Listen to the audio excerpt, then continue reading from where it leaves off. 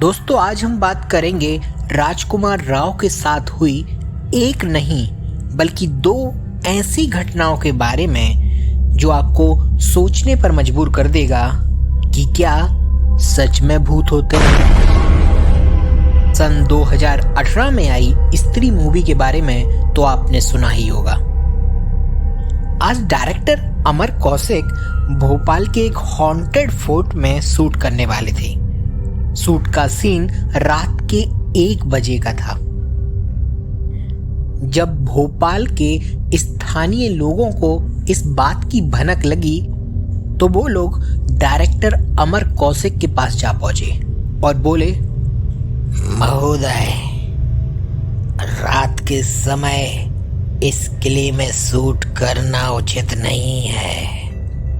यह किला भोपाल का most haunted किला है। इतिहास गवाह है, यहाँ पर कुछ ऐसी घटनाएं हुई हैं जिनका अस्तित्व आज तक है। इस पर अमर बोले, चाचा, यही तो इस फिल्म की डिमांड है और यही हम लोग चाहते हैं। हम बॉलीवुड वाले करोड़ों रुपए खर्च करते हैं फिल्म के सेट को हॉरर बनाने के लिए, और ये सब अगर हमें बिना पैसों के मिल रहा है तो इसमें बुराई क्या है। इस पर वो चाचा एक बार फिर बोले, आप लोग बड़े लोग हैं, मैं तो यहाँ का स्थानीय निवासी हूँ और बुजुर्ग भी। इस नाते आप लोगों को समझाने आया था। आगे आपकी मर्जी।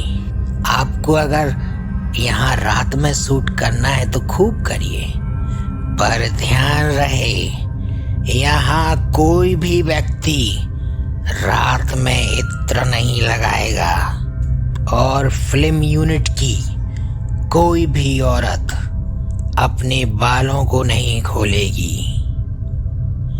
इतना बोलकर चाचा चले गए। यह सब बातें राजकुमार राव भी सुन रहे थे, इसलिए राजकुमार राव डायरेक्टर अमर कौशिक के पास आकर बोले, अरे अमर भाई, अगर चाचा बोल रहे हैं तो यार आप मान जाओ ना, हो जाएगा तो दिन में ही कर लेते ना। अमर इस फिल्म को पूरी रियलिटी के साथ शूट करना चाहते थे, इसलिए उन्होंने राजकुमार की बातों को सुनकर भी अनसुना कर दिया। रात के 1 बज चुके थे। फिल्म की सारी यूनिट अपने अपने कामों में व्यस्त थी। लाइटमैन क्रेन पर जमीन से 20 से 25 फीट ऊपर, डायरेक्टर कैमरे के पीछे और एक्टर्स कैमरे के सामने थे। तभी थोड़ी देर बाद जैसे ही अमर कौशिक ने बोला, लाइट, कैमरा, एक्शन, तभी अचानक से पीछे से एक आवाज आई।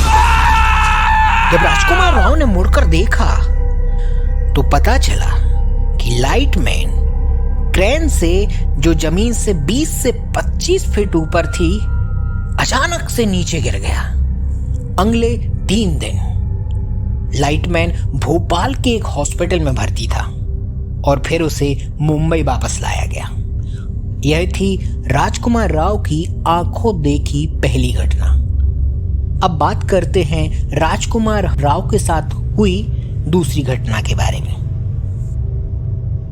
फिल्म का सेकंड शेड्यूल मध्य प्रदेश के चंदेरी कस्बे में था। रात का सीन था।